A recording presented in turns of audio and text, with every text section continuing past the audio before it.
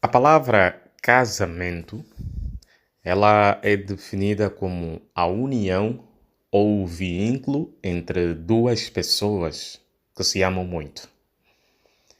E é interessante que certo dicionário da língua portuguesa define a palavra casamento como união de compromisso.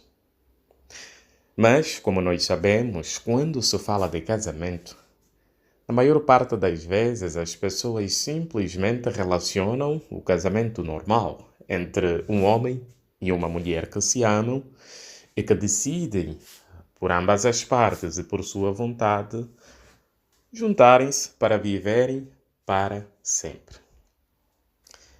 Mas nesse discurso, nós vamos falar de um casamento diferente. Nós não vamos falar de um casamento de um homem com uma mulher. Não. Nós vamos falar sobre o casamento de um rei. Mas agora, que casamento é esse? Onde será realizado?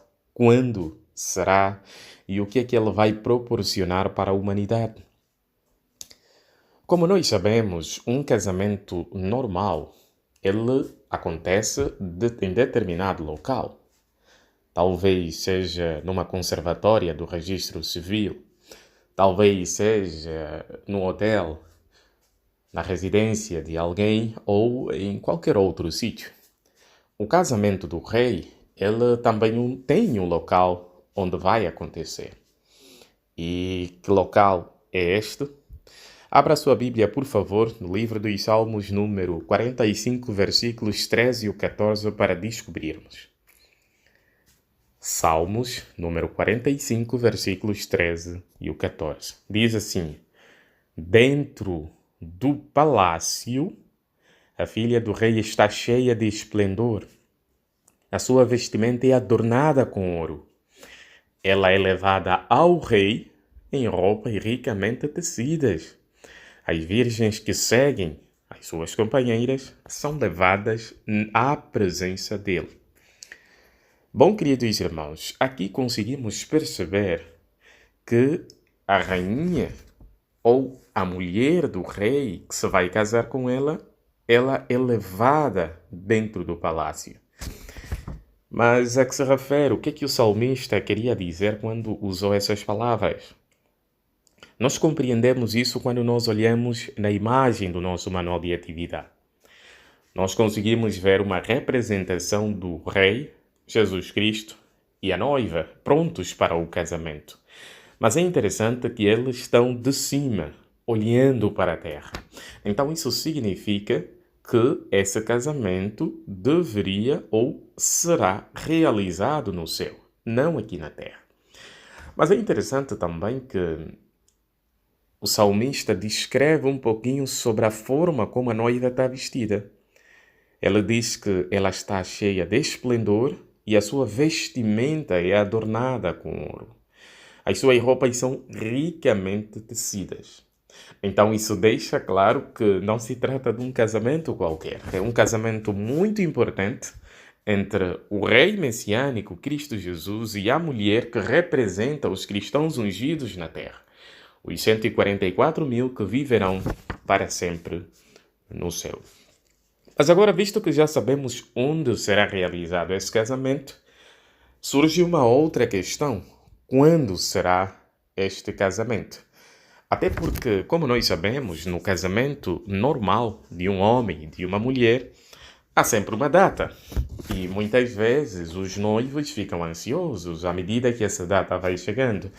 E eles gostam, de enviar o convite com antecedência para que a pessoa se prepare e esteja preparado quando a data chegar.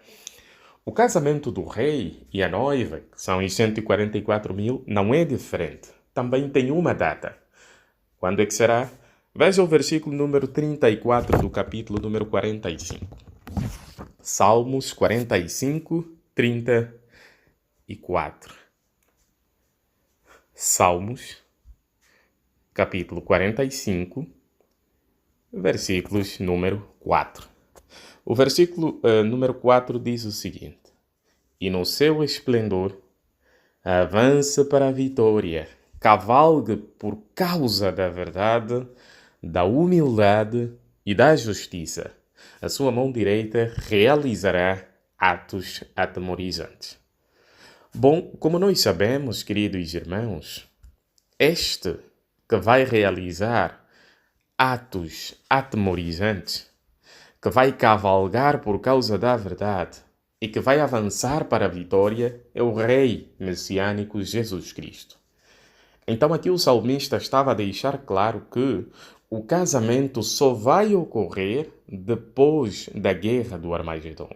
Depois de nosso Rei Jesus Cristo avançar para a vitória, cavalgar pela verdade. Depois dessa guerra, tudo será bom, tudo será perfeito. Depois de todos os seus inimigos serem destruídos, então é que o casamento será realizado. Nessa altura, nós já vamos conseguir perceber vários efeitos desse casamento.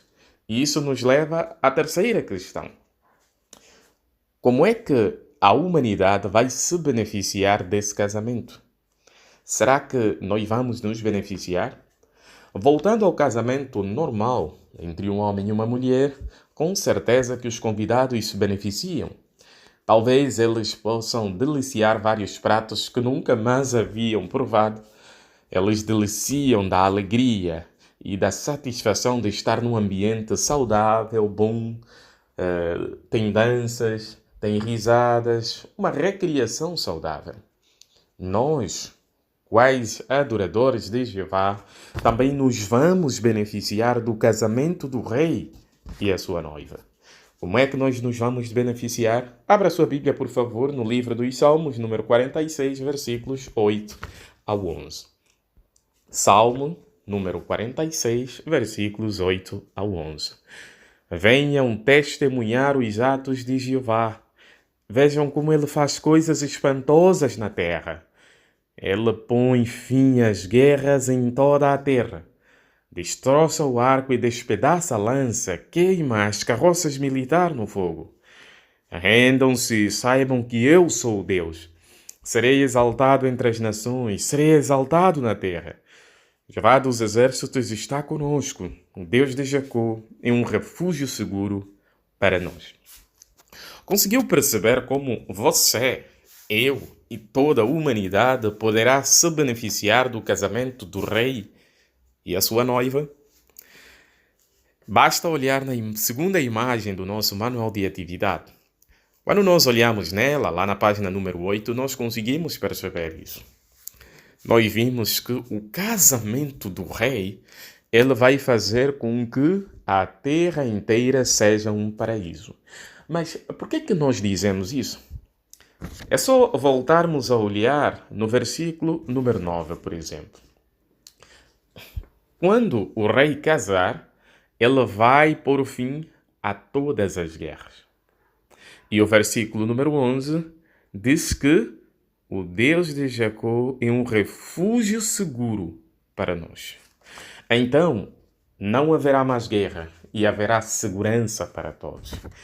Quando nós termos essas bênçãos, com certeza a terra inteira será perfeita, a humanidade poderá usufruir do que a terra tem de melhor e viverá para sempre em felicidade na terra. Mas agora, enquanto esse dia não chegou, enquanto o casamento não se realizou, o que seria bom nós fazermos? Veja o último texto para esse discurso, Salmo 45, versículos número 1. Veja o sentimento que o salmista tinha. O meu coração agita-se com algo bom. Eu digo, o meu cântico é sobre um rei. Seja a minha língua como a pena de um hábil copista. Conseguiu perceber qual deve ser a coisa que nós devemos fazer? O nosso coração deve ficar agitado para declarar as boas novas sobre o nosso rei e o seu casamento.